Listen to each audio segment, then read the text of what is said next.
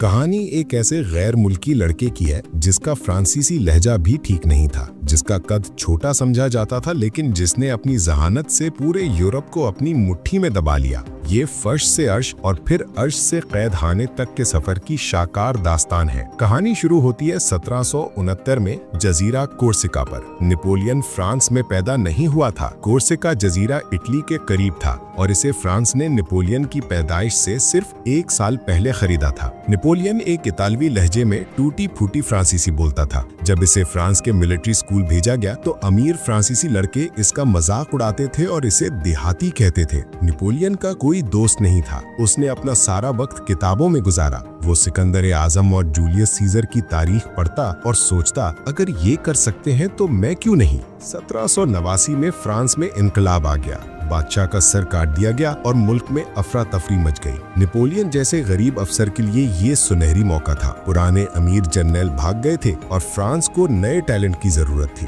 France के शहर टूलोन पर अंग्रेजों ने कब्जा कर लिया। 24 साला नेपोलियन ने तोप खाने का चार्ज संभाला। उसने अपनी रियाजी की महारत से तोपों को ऐसी जगहों पर फिट किया कि अंग्रेजों को शहर छोड़कर भागना पड़ा। उसे फौरन तरक्की देकर ब्रिगेडियर जनरल बना दिया गया। 1795 में पेरिस में बागी हुजूम हुकूमत का तख्ता उलटने के लिए महल की तरफ बढ़ा। हुकूमत घबरा गई। उन्होंने नेपोलियन को बुलाया। नेपोलियन ने हुजूम से बात नहीं की। उसने तोपे सीधी की। उसने ग्रेप शॉट यानी छोटे छर्रों वाले गोले फायर किए। चंद मिनटों में सड़कें साफ हो गईं। उसने साबित कर दिया कि वो फैसले लेने में हिचकिचाता नहीं है। नेपोलियन को एक बेवा खातून जोसेफिन से मोहब्बत हो गई। जोसेफिन उससे उम्र में बड़ी थी और शुरू में नेपोलियन को ज्यादा पसंद नहीं करती थी, लेकिन नेपोलियन उनके इश्क में दीवाना था। उन्होंने शादी कर ली। शादी के फौरन बाद नेपोलियन को एक टूटी फूटी फौज देकर इटली भेजा गया। सिपाहियों के पास न जूते थे न खाना। नेपोलियन ने उनके सामने खड़े होकर कहा, सिपाहियों, तुम भूखे हो और नंगे हो।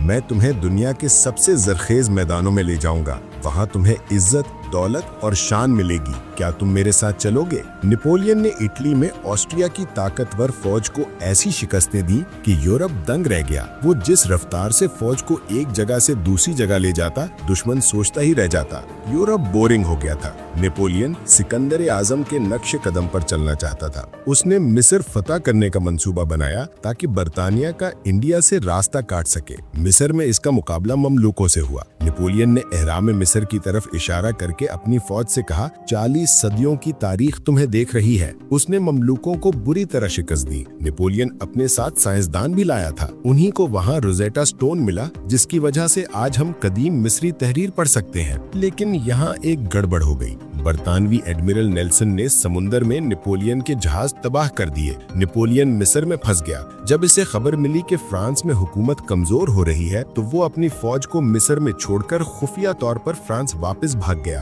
फ्रांस वापस आकर नेपोलियन ने एक बगावत यानी कू की और हुकूमत पर कब्जा कर लिया। पहले वो फर्स्ट कौंसिल बना और फिर 1804 में उसने खुद को शहंशाह यानी एम्परर डिक्लेयर कर दिया। नोटर डैम चर्च की ताजपोशी की तकरीब थी। पोप नेपोलियन को ताज पहनाने के लिए आगे बढ़े, लेकिन नेपोलियन ने पोप के हाथ से ताज ले लिया और खुद अपने सर पर रख लिया। इसका पैगाम वाज़ेह था, मुझे ये ताज खुदा या चर्च ने नहीं दिया, मैंने इसे अपनी तलवार से हासिल किया है। ये नेपोलियन की जिंदगी की सबसे बड़ी वतई थी। जंगे ऑस्ट्रेलिट्स में इसका मुकाबला 2 बादशाहों यानी रूस और ऑस्ट्रिया की मुत्तहिदा फौज से था। दुश्मन तादाद में ज्यादा था। नेपोलियन ने एक जाल बिछाया। उसने अपनी फौज को कमजोर दिखाया और एक अहम पहाड़ी यानी प्रेटसन हाइट्स जानबूझकर खाली छोड़ दी। दुश्मन खुशी खुशी उस पहाड़ी पर चढ़ गया और नेपोलियन के दाएं बाजू पर हमला किया। ऐन वक्त पर नेपोलियन के छुपे हुए दस्ते धुंध में से निकले और दुश्मन के मरकज को तोड़ दिया। ये एक मुकम्मल तबाही थी। इस वतई के बाद नेपोलियन यूरोप का मालिक बन गया। हर हीरो की एक ट्रेजेडी होती है। नेपोलियन की ट्रेजेडी रूस थी। रूस ने नेपोलियन का हुक्म मानने से इनकार कर दिया। नेपोलियन ने सबक सिखाने के लिए 6 लाख की अजीम फौज यानी ग्रांड आर्मी के साथ रूस पर हमला किया। रूसी फौज लड़ने के बजाय पीछे हटती गई। वो अपने ही गांव और फसलें जलाते गए ताकि नेपोलियन को खाना न मिले। नेपोलियन मास्को पहुंचा, लेकिन शहर खाली था और उसमें आग लगी हुई थी। वो वहीं बैठा रहा कि रूसी जार सुलह की भीख मांगेगा, लेकिन कोई नहीं आया। फिर वो आया जिसका किसी को अंदाजा नहीं था, रूसी सरमा जनरल विंटर। नेपोलियन को वापसी का हुक्म देना पड़ा। -30 डिग्री सर्दी, भूख और रूसी छापा मारों ने दुनिया की सबसे बड़ी फौज को खत्म कर दिया। 6 लाख में से सिर्फ चंद हजार सिपाही जिंदा वापस आए। कमजोर नेपोलियन को देखकर पूरा यूरोप यानी बर्तानिया, रूस, रूसिया और ऑस्ट्रिया मुत्तहिद हो गए। उन्होंने नेपोलियन को शिकस्त दी और इसे एक छोटे से जजीरे एल्बा पर कैद कर दिया। लेकिन नेपोलियन को पिंजरे में बंद नहीं रखा जा सकता था।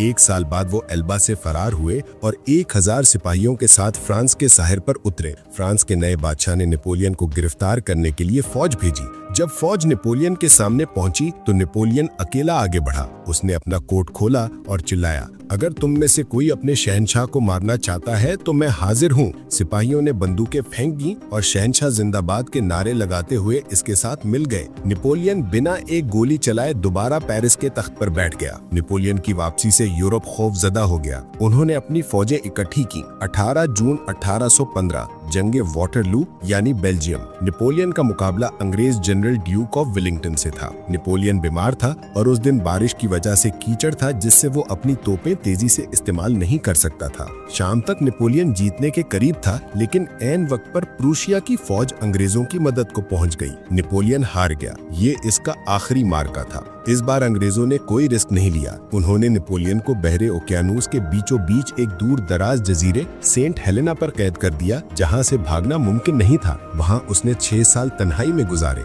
वो अक्सर समुंदर को देखता और अपनी पुरानी जंगों को याद करता। 5 मई 1821 को 51 साल की उम्र में इसका इंतकाल हो गया। शायद मैदे के कैंसर से, या फिर शायद इसे जहर दिया गया था। नेपोलियन बोनापार्ट सिर्फ एक फतह नहीं था, उसने नेपोलियनिक कोड दिया जिस पर आज भी यूरोप के आधे कावानीन मबनी है। उसने कहा था, मेरे पास 3 चीजें हैं, मेरी तलवार, मेरी मोहब्बत जोसेफीन और मेरी किताब। तलवार टूट जाएगी, मोहब्बत मर जाएगी, लेकिन मेरे कावानीन हमेशा जिंदा रहेंगे। वो एक आम आदमी था जिसने साबित किया कि बादशाह खून से नहीं काबिलियत से मिलती है।